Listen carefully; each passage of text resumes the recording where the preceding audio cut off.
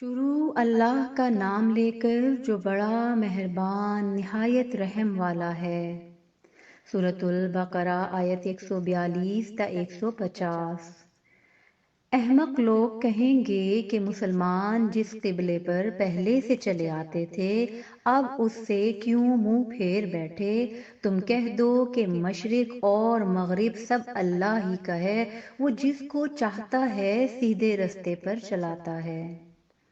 اور اسی طرح ہم نے تم کو امت معتدل بنایا ہے تاکہ تم لوگوں پر گواہ بنو اور پیغمبر آخر الزماں صلی اللہ علیہ وسلم تم پر گواہ بنے۔ اور جس قبلے پر تم پہلے تھے اس کو ہم نے اس لیے مقرر کیا تھا کہ معلوم کریں کہ کون ہمارے پیغمبر کا تابع رہتا ہے اور کون الٹے پاؤں پھر جاتا ہے۔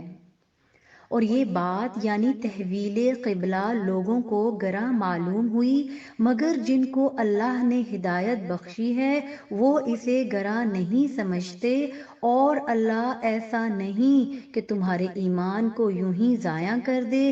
اللہ تو لوگوں پر بڑا مہربان ہے، صاحب رحمت ہے۔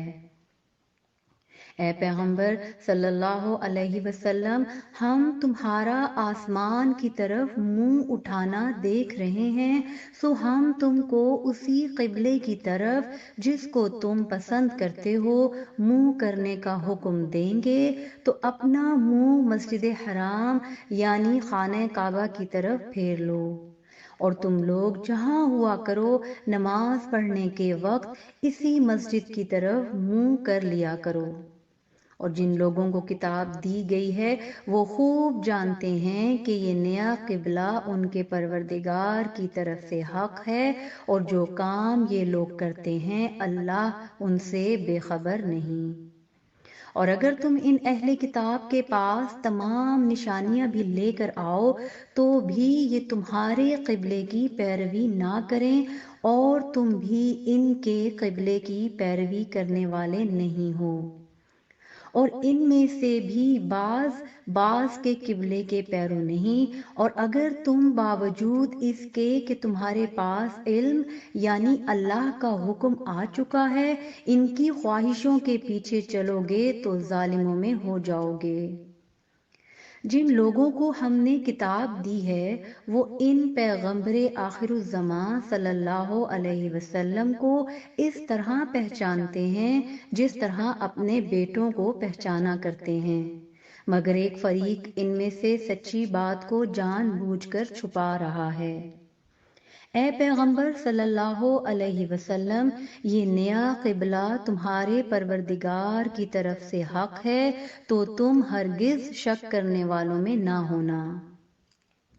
اور ہر ایک شخص کے لیے ایک سمت مقرر ہے جدھر وہ عبادت کے وقت منہ کیا کرتا ہے، تو تم نیکیوں میں سبقت حاصل کرو۔ تم جہاں ہوگے اللہ تم سب کو جمع کرے گا، بے شک اللہ ہر چیز پر قادر ہے۔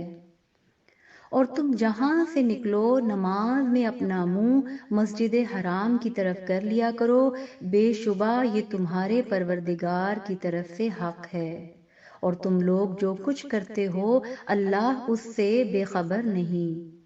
اور تم جہاں سے نکلو مسجد حرام کی طرف منہ کر کے نماز پڑھا کرو، اور مسلمانوں تم جہاں ہوا کرو اسی مسجد کی طرف رخ کیا کرو۔